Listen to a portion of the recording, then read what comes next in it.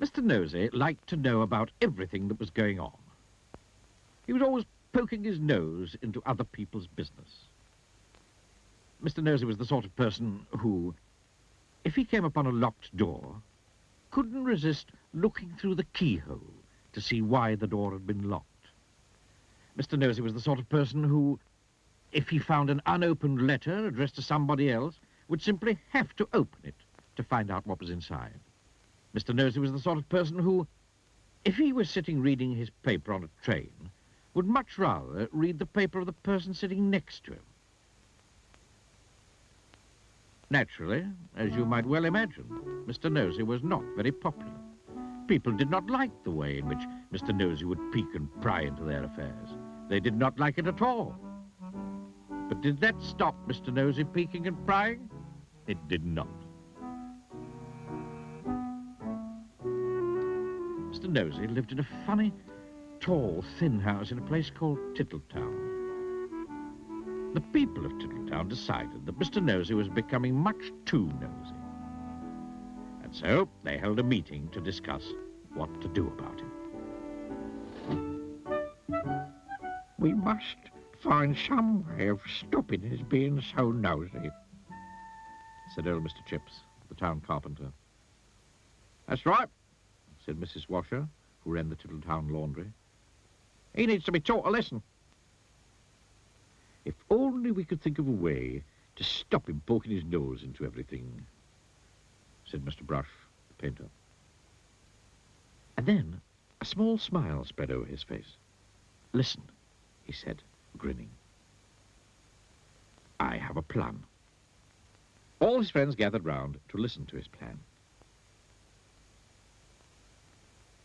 The following morning, Mr. Nosey was out walking along Tittletown High Street when he heard somebody whistling behind one of the closed doors. I wonder what's going on here, he thought to himself, and tiptoeing up to the door, he quietly opened it and peeped in.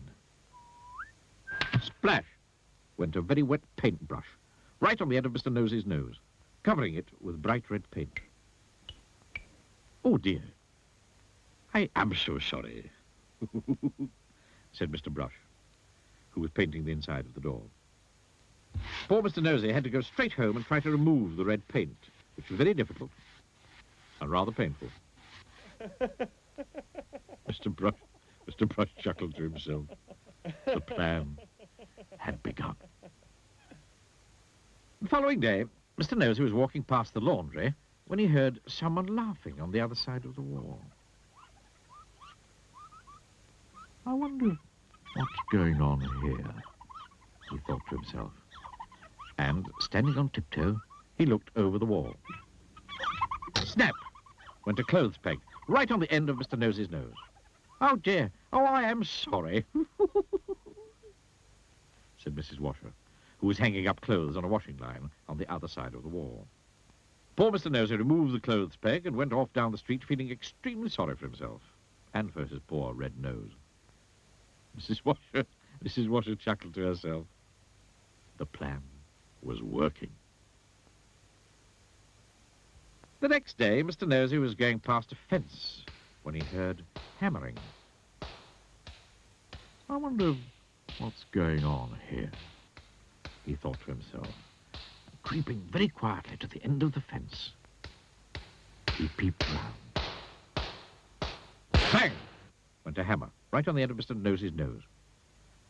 Oh, dear. Oh, I am sorry, said old Mr. Chips, who was nailing up a loose plank in the fence. Poor Mr. Nosey had to go home immediately and bandage his poor red sore nose. Mr. Chips grinned a broad grin. The plan was working very well indeed.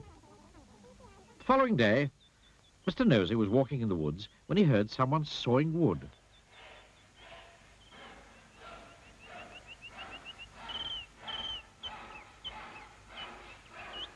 I wonder what's going on here, he thought to himself, and crept up behind a tree. He was just about to peer out from behind the tree when it suddenly occurred to him that if he did, something very nasty might happen to his nose. And so he went on his way without being nosy. Behind the tree, with a saw raised in his hand, stood Mr. Hurd, the farmer. When he saw that Mr. Nosey had gone on his way without being nosy, he laughed and laughed and laughed. The plan had worked. Mr. Hurd hurried off into Tittletown to tell everybody. The plan really had worked, because after that Mr. Nosey stopped being nosy and soon became very good friends with everybody in Tittletown. And that really is the end of the story, except to say that if you were ever tempted to be as nosy as Mr. Nosey used to be, you'd better expect one thing, a very sore nose.